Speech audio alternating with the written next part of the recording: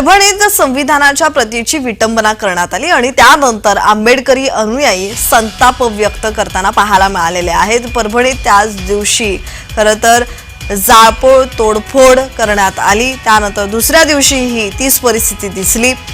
परभणीच्या घटनेनंतर आता हिंगोली बंदची हाक देण्यात आलेली आहे। भीम अनुयायांकडून बंदची हाक देण्यात आली आहे। जिल्हाधिकारी कार्यालयावर मोर्चा काढण्यात येणार आहे, तर जिल्ह्यात पोलिसांचा याच पार्श्वभूमीवर चोख बंदोबस्त तैनात करण्यात आलेला आहे।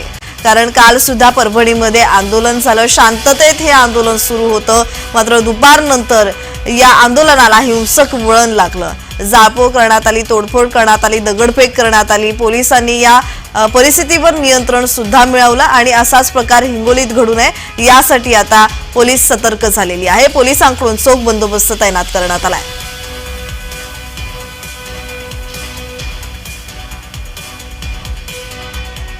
डॉक्टर बाबासाहेब आंबेडकर पुतळा परिसरामध्ये संविधान ग्रंथाची या ठिकाणी तोडफोड करणाऱ्या आरोपीला अटक देखील करण्यात आलेली आहे आणि त्याचे पडसाद देखील जे आहेत ते आता हिंगोली या ठिकाणी होत आहेत आणि आज संपूर्ण हिंगोली शहर जे आहे ते बंद करण्यात येणार आहे।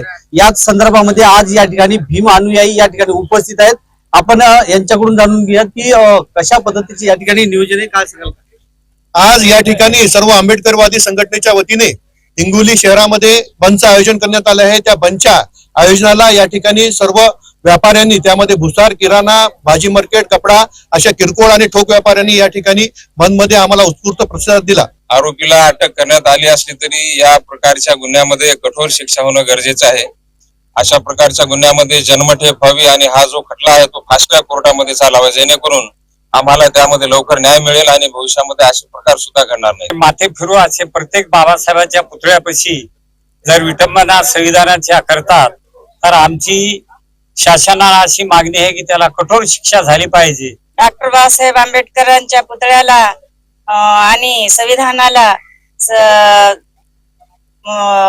मोडतोड केली आणि मोडतोड करून सर्व असेच कंटक लोक जर करत असतील तर त्यांना कडक शिक्षा देण्यात येईल। डॉक्टर बाबासाहेब आंबेडकर पुतळा परिसरापासून या ठिकाणी संपूर्ण भीम अनुयायी या ठिकाणी जमा होत आहेत आणि या ठिकाणून शहराच्या प्रमुख मार्गाने या ठिकाणी मिरवणूक करत जिल्हाधिकारी यांना निवेदन देखील देणार आहेत। श्रीधर वाळवंटे, जय महाराष्ट्र न्यूज, हिंगोली।